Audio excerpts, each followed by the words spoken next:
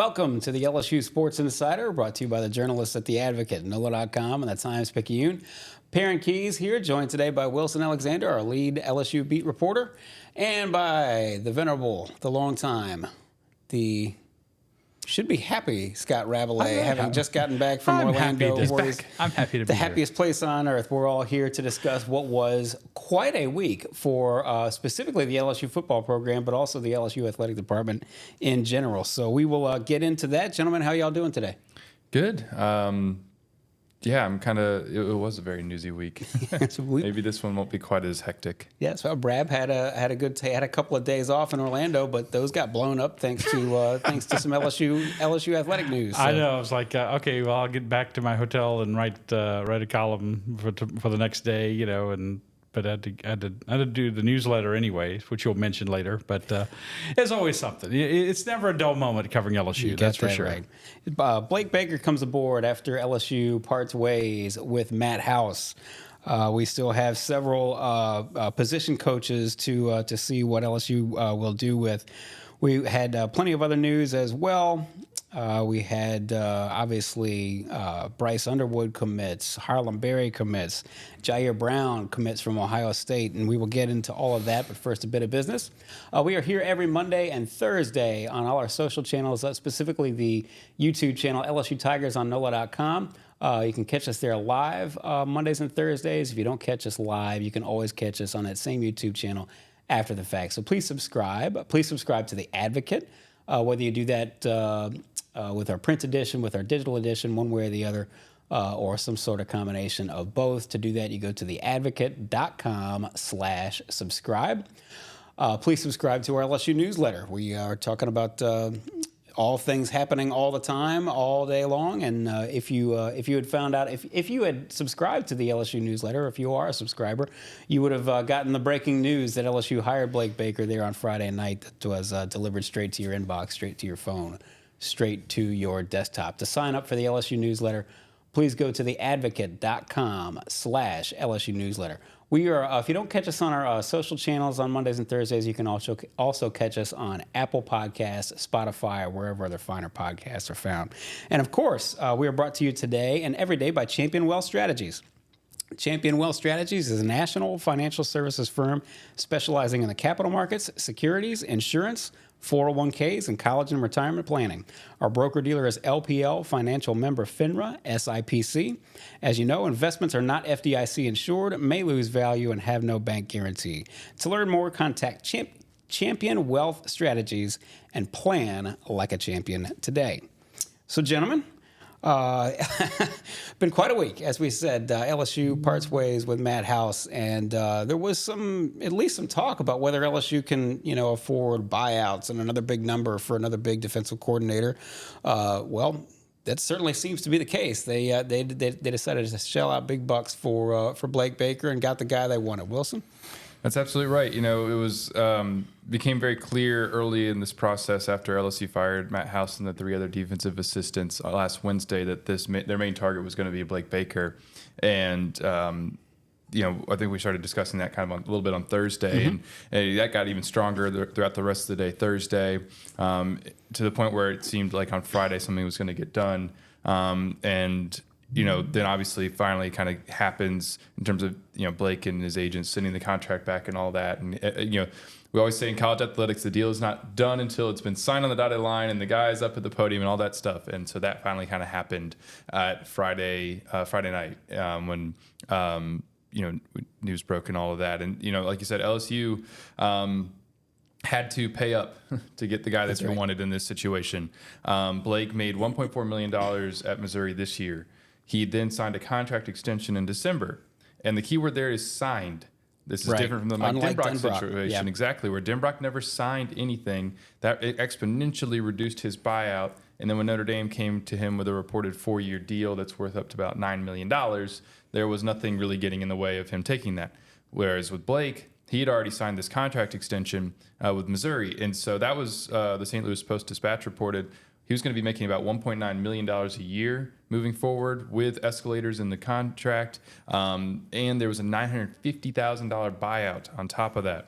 Which LSU has to pay. LSU is covering that buyout. and it is now paying Blake Baker $2.5 million a year. Apparently, Missouri, according again to the St. Louis Post-Dispatch, was going to be willing to try to kind of, even offer Blake more than he had already signed to try to keep him. They wanted to keep him. They'd already been proactive in trying to do so with the contract extension in December, and we're still trying to, I think, at times in this process. But ultimately, LSU ends up now making him the highest paid coordinator, highest paid assistant in college football. And so, went out and made a really big swing here in terms of the financial commitment to Blake Baker. And so now he's going to have to be able to go and back up that number and prove that he's, basically worth the cost. Got to be able to turn around this LSU defense, one of the worst in school history this past season. He was able to do that at Missouri here in a pretty quickly within, when he came, Missouri had, a defense that was ranked in the hundreds and everything basically, and in all the major statistical categories. And that's what he's inheriting with LSU. And so he's got to be able to do what he did at Missouri, which is get it now to the 25th ranked defense this past season in a 2-year span. That's what he's going to try to do. And we'll see if he can, because, again, LSU has committed quite a bit of money to him, and he's got to be able to now back that up. Rab, we have discussed many times now that Scott Woodward has said many, many times himself that he believes in human capital and believes in spending for human capital. Did any of this surprise you? The price tag, going after the guy, getting the guy they want. We've seen LSU do this many times, but, hey, look, at some point you think maybe at some point you're going to run out of millions. Yeah, I mean, I would say it's a little surprising that Blake Baker is obviously he's someone they know. He was on Ed Orgeron's last staff in 2021. He's got ties to the area. He played football at Tulane. His wife was an All-SEC soccer player at LSU. Right. So there are ties, and so there's some familiarity. But is he the biggest name in college? Among college coordinators? No, probably not. And you're paying him more than anyone else is getting paid. Obviously, this became a bidding war between LSU and Missouri. As Wilson said, this is the guy that Brian Kelly wanted the most. This was his top target, and they had the wherewithal, the resources, and the resolve to go get him. And so I guess I'm surprised, and then I'm like, well, LSU has shown a lot of times that they're going to pay what was necessary to get the coach that they want. We saw it with Brian Kelly. We saw it with Kim Mulkey. We've seen it in a number of instances, and this is a big fix that LSU has to make. Obviously, as Wilson said, the defense was historically bad by LSU standards this past season. Historically bad, and they need someone who has a track record of saying, taking a bad defense and fixing it. Certainly, a school of Missouri with maybe not less resources, in terms of finances, but certainly not in the center of a talent pool like LSU. Not a top 10 program, and not as no. It had a top 10 ground. season this year, Sure. But that it is something I'm sure some people out there are watching and are reading about this and going, didn't LSU score 49 points against Missouri this year in the game in Columbia? Scored 42 on offense. They had a pick 6.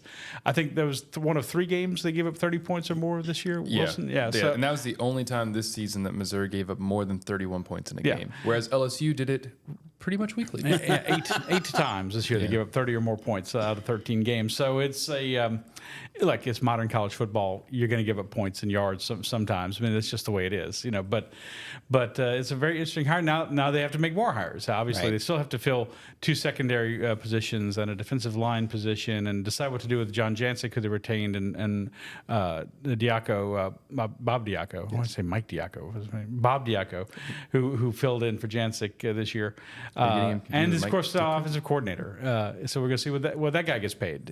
So it's not just it's a considerable investment, and the thing that strikes me with this and all of the commitments and the players that they've gotten, it shows that as I wrote about in a column this weekend, LSU is making a big commitment to winning and winning soon. As Brian Kelly said during the season, I don't have time to wait. Right. He said, look, I'll give time to wait. Yeah, he'll be 63 during this coming football season. And so, and you have, of course, the new era dawning with the expanded SEC and the expanded college football playoff. And LSU is obviously making the efforts, making the commitments to being a national contender again. And we'll see how this all works out. One thing about that Missouri defense this past year that I think LSU fans can maybe hope to see and maybe anticipate seeing is aggressiveness. Missouri was tied for third in the SEC in both tackles for loss and sacks, 88 tackles for loss, 39 sacks. And that was both in the top 20 nationally as well. And that is the kind of, I think, approach that could be very useful for this defense, especially when you look at somebody like Harold Perkins. How is Blake Baker going to be able to, use him, and can he really unleash Harold and some of these other edge rushers that LSU has? Who, when we looked at LSU's defense here and watched it all season, everything just seemed like everything was being dictated to them, and it always felt like they were sort of reacting instead of being the aggressor and making the offense play from behind. It was never a situation, really, certainly in the most important games and in the biggest games, where LSU was dictating the terms in the flow of the game on defense. And if Blake Baker can take what LSU has on defense this year and in the future continue to grow it through recruiting, and make it more aggressive and really put offenses on its heels instead of being, the one that's sort of sliding backwards, then that can be something that is maybe, that maybe that's what you can expect out of the Blake Baker defense. And I'm sure we'll learn more as we go along with him. But those are some of the early stats that kind of jumped out when looking at what Missouri did this past year that I think you can give you some hope from an LSU defensive perspective about what to expect next year. Also, the fact that, like, in terms of, Missouri jumped from like I said, in the hundreds to 56th in Baker's first season. Like, that was a considerable jump in a 1-year span. So if you're looking for, maybe it won't be all doom and gloom next year talking about LSU's defense. Oh, can it really get turned around in a year? Is it going to jump from hundreds to top 15? I would Probably be not. shocked. That would be like one of the biggest stories in college football if that happened. But maybe back into respectable territory, which is what we not necessarily respectable, but average. Get maybe to even average. Average. Yeah. In a 1-year span. I think that's reasonable. He's shown that he can do that, and that is something that is going to be really important for this team next year, because, like, as we said all year, if they just had an average defense, then this team could be playing tonight, possibly. Right. I mean, in the national championship game. That's at least in the conversation, in contention for that, because of what it had on offense. Yeah, just be respectable. I mean, LSU's defense got just pushed around all season long, and I'm sure a lot of you had the same reaction that we did at the end of the ReliaQuest Bowl, where they blitzed 3 straight times. Where the hell was that? It's like, where was this all season? And they gave up big yards and big plays all year. Why not take some chances on defense? And they never seemed willing to do so, even to the point where, as we've talked about before, that when Pete Jenkins comes in and says you're playing too far off the line of scrimmage on the defensive line, you gotta cry. Like, they shouldn't need that. So anyway, just be more respectable, because and there are a lot of questions still to answer about the offense as well. But the indication we got from that bowl game with Garrett Nussmeier, they're gonna still be pretty good on offense. Can you expect them to lead the nation? And LSU, by the way, will finish with the number 1 scoring offense and the number 1 total offense this season in the country. Can they be that good? Well, that's really hard to expect, but they can still be really good. And maybe the defense meets them somewhat halfway, and you put that together, and perhaps you have a college football playoff contender for 2024. You would at least certainly have a team that is more balanced and playing more possibly complementary football, which we never saw this year, really. I mean, in extremely limited spots. There was the interception that Harold had against Missouri that kind of turned the tide, and there was a couple defensive plays made late in the second half against Texas A&M. Other than that, I can't think of a lot of situations where LSU really played complementary football. It was usually just the offense being heroic and saving the day. Unless they just had so much more talent than the opponent, like Army or Georgia State or something like that. So LSU's defense still has 3 position coaches to fill, presumably defensive line, safeties, and cornerbacks. Wilson, what do you expect to see here over the next maybe week or two?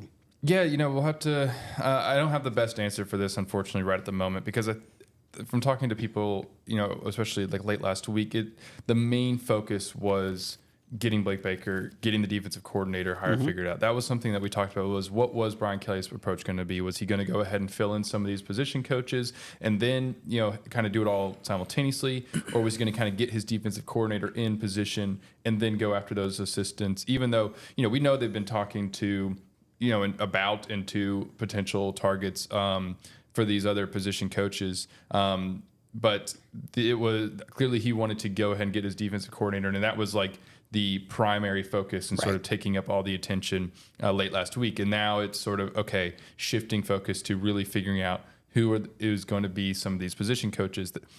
So that being said, Bo Davis is a name that we heard a lot throughout this process. He's certainly somebody LSU was going after. It seems like that may have cooled kind of late last week. There was a report from a Texas reporter that he's expected to stay at Texas. And as we said, would have taken a lot to get him to begin with. Extremely lot. We're talking about money. Bo Davis is already making $1 million at Texas. Right. And to you get probably have him, to buy him out. Yeah. And then and pay him more. Right. And then you set a precedent there of, you've got some offensive coaches who you probably need to pay and give raises to after what was accomplished this season. And then, you're talking about money and where it's going to come from and is it ever going to dry up? Like, you would have had to boost up everybody on the offensive side to probably a fairly comparable level. And it would have been hard. Like you said, just financially it would have been maybe a little bit hard. And so it seems like they may be going in a different direction there. One name, it'll just be kind of interesting to see is if Blake Baker has any interest in trying to bring over some of his Missouri staff. Maybe Kevin Peoples is a name to look out for. He's Missouri's edge rushers coach. Oh. They have basically their defensive line coaches. They had two of them essentially, one for the interior guys, one for the edge players, and Peoples coached the edge rushers. And so that might be someone to look out for. But we'll see. Again, that's like very early, I think, in the process. And then the name that I think is still very much in the mix is Corey Raymond to probably coach corners. But again, I think it was maybe a situation where Brian Kelly wanted to get in as defensive coordinator and then let that defensive coordinator have a say of some kind. And Baker and Raymond coached together in 2021, so they would have some familiarity with each other. If that is a situation that LSU wants to go in and get his input, though, now that he's in place, we'll see. That would have been sort of my next subtopic on that, which was, well, okay, obviously the head coach has final say on everything, but we're going to guess that maybe Blake Baker came in saying, well, yeah, I want input on, I want a defensive line coach who coaches this specific way, this specific technique, something like that. So you got to give the guys some latitude in that, in that respect. Especially if you're paying them this much, but a certain amount of trust implied. Especially because Brian Kelly isn't a defensive coach in the mold of like a Saban or a Kirby Smart, where like they are very hands-on, kind of controlling the defense. They always have throughout their careers. Like Brian Kelly's usually been more on the offensive side of the ball and has typically kind of let his defensive coordinators handle that side. And that wasn't as much the case this past season. Brian Kelly seemed a little bit more involved, sitting in more on defensive meetings when things started to go awry, trying to figure out, okay, what's going on? Why is this so bad? And obviously then he makes a change at defensive coordinator and throughout the staff. And so, but I do think he kind of wants to let Blake Baker, certainly have a say in some of these decisions and as they move forward. And so, again, I think Corey Raymond's still in the mix, but we'll have to see if that's the direction that it ends up falling in. A week and a half ago, I think we all would have said, well, hey, no matter what happens, some of these assistant coaches have to be ace recruiters because there are grave concerns about whether Brian Kelly and his staff can recruit well.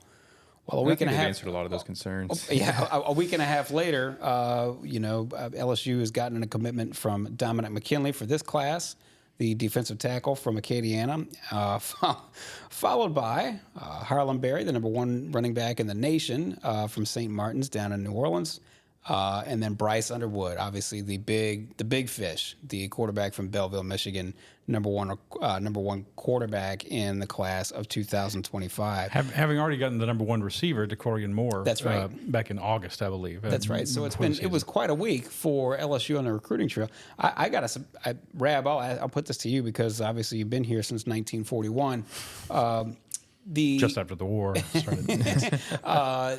It surprised me. Cookie Riley, our new colleague, had this in his story. When Underwood committed, that this was the first and only 5-star quarterback that LSU has signed. The only other one being Ryan Perrylou. I would have thought that either Brandon Harris or Jamarcus Russell would have been a 5-star. I remembered Jamarcus Russell as being a 5-star, but apparently that wasn't the case. Yeah, it's quite a get though, is it not? I mean, this is a surprise. It's not a surprise because we knew LSU was in the mix, but it's a surprise from the standpoint of, well, this is the first 5-star that they've gotten in almost 20 years, and you get it. You grab a guy out of Belleville, Michigan. It speaks to what they've done with their quarterbacks as of late. And before we wrap, real quick, the first time they've got a commitment from and landed the number 1 quarterback in the country. Right. Mm-hmm. Yeah, I mean all those things. It's not like last year Arch Manning was the number one player in the country and the number one quarterback. So it's not like he's in your backyard like Ryan Perrylou was back in the day. So it's like you when you get him from Michigan and at Michigan they're playing fairly good football right now, right? They're doing okay. But this to me I think is an example of where LSU is now with the quarterback position. It's almost startling, right. But they brought in transfers who have been great. Obviously, Joe Burrow and Jaden Daniels, and we've seen them blossom in 2 years. But this is trying to start from the ground level with a high school quarterback, and LSU has not been able to get those players, from high school. Arch Manning, he was never going to come here. I was going to eat this coffee table if Arch Manning came to LSU. Okay, that was never going to happen. But I mean, anybody.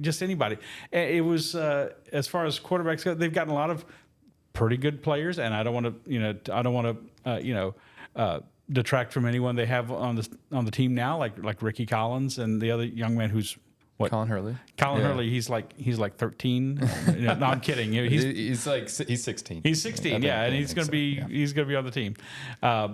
So not to detract from them, and because Joe Burrow and Jaden Daniels were 4-star quarterbacks coming out of high school. So anybody can blossom, and anyone can maybe not live up to those standards. But it's just the fact that you got that guy, and it's like this is now like, this is someplace I can go and thrive as a quarterback. And look, it means so much. I mean, you look at a lot of the teams that make the college football playoff when it's been a 4-team playoff. Now we're going to 12 this year, but.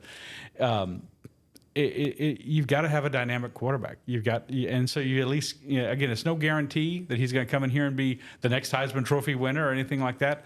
But he is quite a talent, and he's quite highly regarded, and it speaks well for you in the post Garrett Nussmeier era. We certainly assume Garrett's going to be the starting quarterback this coming season, and but he's going to move on eventually, and it's just remarkable just seeing how LSU has struggled to bring in, really top shelf talent at the quarterback position for years and years and years. And now here's Bryce Underwood. In a 5-year span, you've had 2 Heisman Trophy winning quarterbacks and now the number 1 quarterback recruit in the country. Like that, just to think about how much this position has changed. It was a quarterback wasteland basically for years. It was. And now it is turning into a position of strength on the team. That is what you need in modern college football, which you needed for many years anyway. But particularly, you need that. And LSU has suddenly, not really suddenly, but over the last 5 years has really gotten a lot stronger at this position. And it is a credit to Joe Sloan and some of the other recruiters on this staff. When we talk about what is LSU going to do at offensive coordinator, Joe Sloan's ability to recruit top quarterback talent. He was already putting LSU in the mix for top quarterbacks nationally, and now he's landed, kind of the big fish here with Bryce Underwood. That's a pro in terms of what, when you're looking at if Sloan should be the next OC, or certainly have an elevator role on staff in some capacity, like his recruiting for quarterback talent is certainly one reason to consider it and to be why. And so now when you think about, also how LSU's lined up at quarterback right now, teams are still going to come after Bryce Underwood. LSU's got to hang on to this. It's a long way to December. It's a long way to signing day. He's a junior right now, and so LSU's got to get to December. 12 months from now, that he would actually sign. And so, but assuming that happens here, you've got Garrett Nussmeier. As Bryce Underwood is playing his senior season, Garrett Nussmeier, we think, will be in his first year as a starter. And then Garrett will have another year of eligibility that he could use and could actually come back that year. Mm-hmm. And maybe Bryce then comes in as a freshman. And then maybe you sort of let Bryce develop for a year, and then maybe he takes over. But at the same time, LSU will also have A.J. Swan, who has, the Vanderbilt transfer who came in here. He's going to have 2 years of eligibility. So he'll be in the mix. Ricky Collins, as he continues to develop, he would be somebody who would, certainly himself want to get himself into the mix there. And then Colin Hurley, who, like we said, he's coming in as a 4-star quarterback in this class, and he's going to, we'll see what he can do as well. So it's like LSU has set itself up at quarterback. It's like set up a line of succession, which, especially in the modern transfer portal era, you kind of have to continue to maintain that. Right. And that's, certainly, guys could transfer. all those things. But now you at least have put yourself in a solid position from recruiting through the high school ranks and adding like Swan as a transfer. We'll see what he can do to at least kind of maintain it as a position of strength into the future as you go through sort of this first half of the Brian Kelly era. Because, when Garrett Nussmeier came back in the spring, we got to sit down with Brian Kelly in his office, and it was right after Garrett had, right after the second transfer portal window had closed, and Garrett that solidified that Garrett was going to stick around. Even though it seemed like maybe the winter portal window was the one where he was, getting pursued maybe a little bit more heavily. There was still something you always had to keep an eye on. Was like, is the backup quarterback going to leave? And he didn't, because as Garrett has said many times, like, teams came after him. He had options, but he wanted to stay around. He wanted to be at LSU. He wanted to be the starter here, even though it tested his patience. That's where he wanted to be. So, fast forward a couple of days, get an interview with Brian Kelly, and talking to him about Garrett, he used the word breadcrumbs. Like, these are the breadcrumbs toward consistency, toward being the top programs like Alabama and Georgia, is having someone like him decide to stay here and wait and, then become the starter. Because then you're not scrambling to search for transfer portal quarterbacks every year. That was kind of the way he looked at it. This is those breadcrumbs, almost those stepping stones toward becoming the Alabamas and the Georgias of college football. Some of those top programs that LSU is chasing in the SEC right now, and having Garrett stick around and then adding someone like Bryce Underwood, those are more of those breadcrumbs toward getting to that point. This is the LSU Sports Insider, brought to you by the journalists at The Advocate, NOLA.com, and the Times-Picayune. You know where to find all the writers' great work. That's at theadvocate.com. Please subscribe to The Advocate. To do that, you go to theadvocate.com/subscribe. Please subscribe to our newsletter. We've got lots going on with LSU football, men's basketball, women's basketball, baseball, softball, gymnastics, all that stuff coming up. So please stay up to date. Get the LSU newsletter. To do that, you sign up at theadvocate.com/LSU newsletter. We are here every Monday and Thursday on all our social channels, specifically the LSU Tigers on NOLA.com YouTube channel. So please subscribe there. If you don't catch us live, you can catch us after the fact there on that same channel. If you don't catch us there, you can catch us on Apple Podcasts, Spotify, wherever other finer podcasts are found. And we are brought to you, as always, by Champion Wealth Strategies. Go to Champion Wealth Strategies and plan like a champion today. Before we sort of shift the focus on this, we got a couple of comings and goings with LSU football still to discuss. One is Jyaire Brown, the corner with New Orleans ties, who's coming from Ohio State. Also, Logan Diggs leaves in a little bit of a surprise, or maybe a lot of a surprise. LSU's lead back from this past year, who obviously played for Brian Kelly at Notre Dame and came in and made quite a difference. And then Major Burns, LSU's leading tackler from this past year that may surprise some. He had 93 tackles. He decides he's going to come back for one more year instead of trying his hand at the NFL draft. Any of these moves surprise you? Pleasant surprises, unpleasant surprises, anything of that nature. The surprise isn't so much to me that Logan Diggs left LSU; it's that he didn't go to the draft. He's a junior. He's had a couple of years of pretty good tape that he's put out there. Even though he didn't play a lot in the last month of the regular season for LSU, he had 653 yards on the ground and 7 touchdowns, and was the leading rusher for this team. And he had an 1,000-yard season in terms of like all-purpose yards at Notre Dame the year before. And so it's, I just sort of, you would think, because someone like that kind of profile, like, it would, I think, be perfectly understandable to go ahead and go on to the NFL. He's going to leave. He's going to go pro. Yeah, sure. and so we really don't know why Logan, decided to transfer instead. And he's in the portal, and I think that would be maybe the surprise to you, was just that you would have thought maybe he would go to the NFL. And so for him to try to go now to his third school, because, he'll be able to transfer, folks can transfer now twice without penalty at the moment, as long as they entered in that first portal window, which, as a note, like, the portal window now for LSU players is closed on Saturday. Right. You could maybe see a name like officially enter or something like that, depending, because the paperwork sometimes takes a couple days or two to go through. But like, if somebody hadn't gotten that all in by Saturday, then they can't enter until after spring practice. It'll open back up. I was about to say, it'll open it back up in the spring. So that's kind of where that is right now. If you're in the transfer portal, you can still commit to a team. And if you're a graduate transfer, you can go at any time. Right. So that's kind of the situation as it stands right now. So that's the one that sort of caught me by surprise. I wasn't anticipating that. I thought he would maybe go to the NFL draft.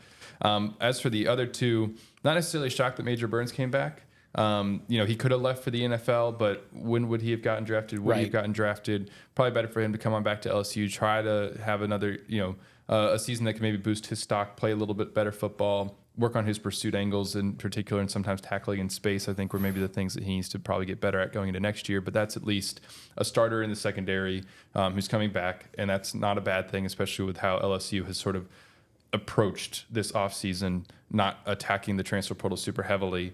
And then with Jyaire Brown, it is a transfer who they've gone after. Mm-hmm. And, that's a corner who is going to be able to come in and compete for playing time right away. And we'll see kind of, what he's able to do. This is somebody who played the most snaps, the most defensive snaps out of any Ohio State freshman in 2022.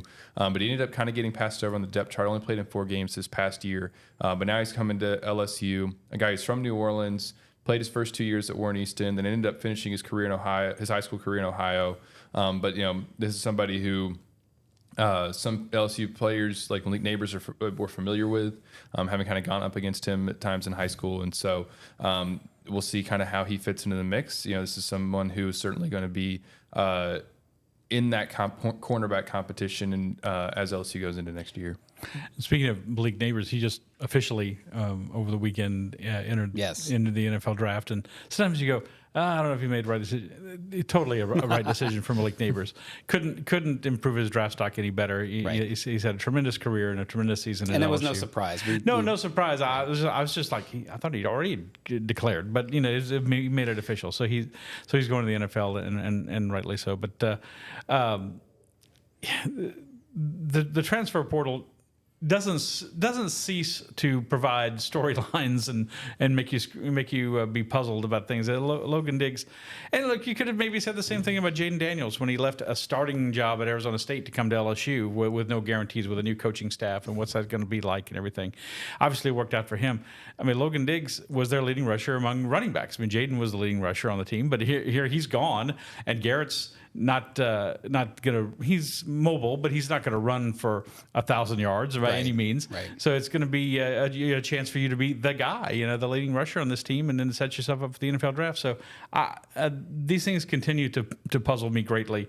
Some of these decisions these young guys make, and I can't help but think that some of them are rather snap decisions. And then how many were there? Over 2,000 players entered the portal this year nationally? Gosh, I don't know. It was more than 2,000. Yeah, I don't know the exact number now. I'd love to be able to poll them all and say, how many of you have regrets? There's going to be a fair number that have regrets. There's going to be a fair number who have regrets, but I'll just say, and I have no earthly idea, honestly, why Logan Diggs has decided to do this, but and this may not apply to him, but you got to remember there may be personal things going on with whoever. You just never know. So no, you don't, and it can be recruiting and player movements.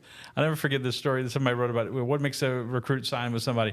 And this kid, this was years ago, said the school he signed with had a soft serve ice cream machine in the cafeteria, and the other school didn't. Sold. Yeah, so the other school got a soft serve. Or Coach Hayden Fry at Iowa, he hugged me. He was the only one who hugged me on my official visit. You never know. And we could all use a little more love. Yeah, so maybe he's going to go back to Notre Dame with Mike Denbrock or something like that. Maybe there's an attachment there. I don't know. I'm just making things up, but it's very puzzling. But LSU's got another cornerback from Ohio State. Hopefully now J.K. Johnson can play this coming year. Yes. We saw him. This is kind of funny now. 3 years in a row, LSU has added a transfer corner from Ohio State. Yeah. I forgot about Seven Banks. Seven Banks, who got injured and then left after 1 year. And then J.K. Johnson, who has never played an LSU snap yet because he got injured in spring practice, and now Jyaire Brown. So hopefully, the last two, had some bad injury luck, and so hopefully, that can be avoided with Jyaire Brown this time for everybody involved and for his sake in particular. But yes, J.K. We saw him. Actually, a couple of times rehabbing off to the side with athletic trainers during bowl practice. And so he was even in full pads. He wasn't practicing, but he was at least that was a very good sign in what his progress is going to be. They expect to have him healthy next year. And so he'll be a factor in that competition. But Zay Alexander is still a Zay Alexander is unknown. We don't know what his recovery timeline is because LSU, it was kind of interesting with him. He never wanted to. He never really disclosed what his injury is. Yeah, Brian Kelly never was specific about it. And sometimes Brian Kelly will be, especially if it's something like with John Emery had a torn ACL and he came out and just said he had a torn ACL. Right. But he was very coy with what Zay Alexander's specific injury was. But we did see Zay Alexander. This was a couple weeks back. I saw him with a brace on his left leg, kind of around, with his knee, and using a crutch. And so it's certainly a significant thing. Obviously, it ended his season. But we don't exactly know what his recovery timeline is and when LSU expects to get him back yet. One way or the other, LSU made it through this season. I say made it through this season. Certainly didn't have a lot of success in the secondary or on defense in general, as we've discussed pretty much every episode. But DBU found itself with barely any players, to throw out there at the cornerback position. We don't know, and we don't suspect that they've got any Thorpe Award winners right now. But at the very least, we know they've got guys. They've got players now. They've got numbers at the cornerback position. That's. Yes, they're going to have to figure this out in the spring. They still have to hire a cornerbacks coach and a safeties coach and all that. But now, don't you feel a little bit better about your depth and your ability to build, Brad? There's some reason for optimism. You certainly when you start over, there's always reason for optimism with a new coach, new coaches on defense, and they have more depth, and you're getting some key players back in some key areas. Like I said. No, nobody played great this year, but these guys can return, and Toviano and Sam got experience, and Sage Ryan's Stamps. I'm sorry, not Andre Stamps. Thank you. And then at linebacker, Perkins is coming back and Greg Penn's coming back. I guess we're still kind of waiting to see what happens on the defensive line. We are. The big thing that's going to be that everybody's sort of waiting on is by January 15th, what does Mason Smith do? Because he has the option of declaring for the NFL draft. He has not said one way or another what he is doing yet. And that's, when you look at this defense, the one decision that is really still kind of up in the air is what is he going to do? Because LSU really needs him back. Really needs him back on that defensive line, even though he didn't play didn't play great last year. From a number standpoint, from a talent standpoint, that's your starter. Yeah, and like if you don't have him, then I don't know. Like Dominic McKinley's coming in as a freshman. Is he going to be really ready to play right away? That's a pretty difficult position Sean to Washington's play. coming in as a junior college transfer. They have some belief in him, but you don't exactly know what he's going to do at the college at this level after jumping from East Mississippi, and so it's like. Sorry, Rad, to go on this long tangent when you're just asking a simple question, but that when we look at what's next for this defense is everybody's like wondering just what is Mason Smith going to do? Like that's what you got to what has got to be decided now. And I think for him, he needs to maybe see who's going to be the defensive line coach. He was coming off an ACL into a situation where LSU didn't have a defensive line coach with. Who was experienced defensive line coach, John Jancic, that wasn't his area of expertise. And as we then they had to bring in Pete Jenkins. And right. I mean, they need to get someone in there who can help him develop and help him unlock this talent that is there. And we saw flashes of it as a freshman. And we heard about it even during the preseason practice before his ACL injury in 2022. It's like, there's a lot that can be really great about Mason Smith. And they just got to get a defensive line coach in there to be able to help him get to that point because he needs coaching. Right. Maybe no better example of the effect that all this turnover at defensive line coaches had than the impact it's had or lack of impact it's had on Mason Smith. So, sorry. Rab, continue. Sorry. Yes, I agree. That's very good. I was going to shift the focus here before we wrap this up and just, get your expertise on this, Rab. I think we'd be remiss if we didn't note the LSU men and the LSU women. They opened up SEC play this past weekend in basketball. Not necessarily a surprise. Ole Miss is a difficult place for the women to play. That's a tough team. Very well Sweet coached. 16 last year. Yeah, that's very, very, very, very well coached. Tough team. Team with a lot of grit. Angel Reese, 21 points. Michaela Williams, did what she did. And if you haven't seen her put a little bit of a shoulder into the Ole Miss player and send her flying, then just stand there and park there and launch a 3-pointer. You need to go find it. It was on SportsCenter Top 10 Monday morning. Certainly a fabulous freshman, if ever there was one. That wasn't so much a surprise, obviously, that they win. But the LSU men didn't just win in College Station on Saturday. They win by 15 points, and it was really, after a pretty tight first half where they're hanging tough, they took it to them in the second half. This has got to be nothing but a surprise, right? Yeah, I mean, obviously they won their SEC opener last year, so you're pumping the brakes just a little bit, maybe. And they won at Texas A&M last year. That was their only other win. That was the last time they won a true road game. But yeah, that was a big surprise. They were a double-digit underdog, and Texas A&M is looking solid. Maybe not like Tennessee or Kentucky, but looking like a good, solid team and well coached under Buzz Williams. But you have some reason for potential optimism with this team. As the broadcasters were saying during the game, they've got size inside with Baker, and they've got some guard play with Cook, and they've got Jordan Wright. They've got some pieces, and it's are they going to win the SEC? No. Are they going to make a run to the second weekend of the NCAA tournament? No. But baby steps with the program. They're still coming out from under this cloud of the whole NCAA probation, whether you think it's right or whether you think it's wrong. This has been a big deal for Matt McMahon to deal with, and just his second year as coach. And people have to be patient, but they're showing some steps towards progress. And to go on the road and open SEC play with a win like this was really big. That was impressive. We'll see where they take it from here. Last year, obviously, they didn't take it anywhere, but this looks like they have more pieces to work with this year. And a second year under a coach under Matt McMahon, who is, I'm telling you, folks, the guy's a well-respected coach. He could have gone a lot of places, when he left Murray State, other than LSU, a lot of Power 5 programs. And so we'll see where they go from here, but it's certainly an interesting story to watch as they go forward.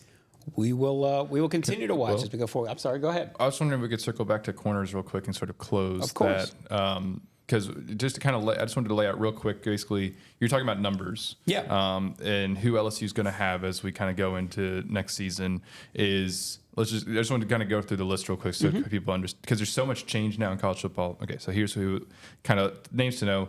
Jyaire Brown, you've got Sage Ryan, you've got Ashton Stamps, who had a surgery done here recently. He didn't specify the nature of the surgery, but he was somebody who had been dealing with both hamstring and groin injuries this season, and he had what looked like a lower body surgery done here in December. Not something that's expected to keep him out like a very long time, but he's dealing with that.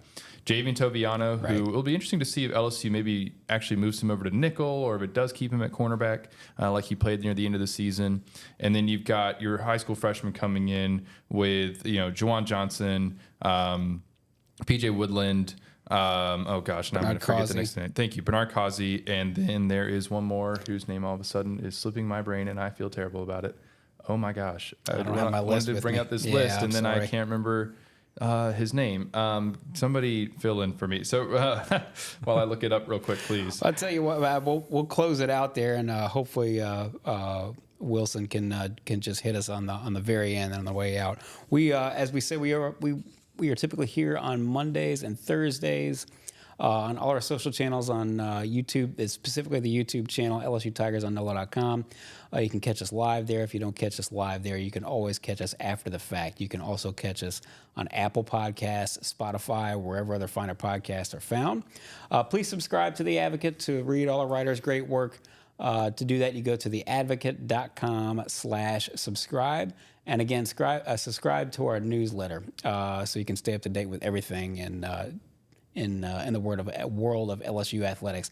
To do that, you go to theadvocate.com/LSU newsletter. Wallace Foster. I'm sorry? Wallace Foster. To subscribe, you go. I'm sorry. To subscribe, you go to the LSU. To subscribe to the LSU newsletter, you go to theadvocate.com/LSU newsletter. And again, today and every day, we are brought to you by Champion Wealth Strategies. Go to championwealthstrategies.com to learn more and plan like a champion today. A little bit of a goofy ending there. Yeah, sorry. Right. And then J.K. Johnson and Zy Alexander. Okay, now yes. I'm done. For the stumbling Scott Rabalais and Wilson Alexander, my name is Perryn Keys. This has been the LSU Sports Insider.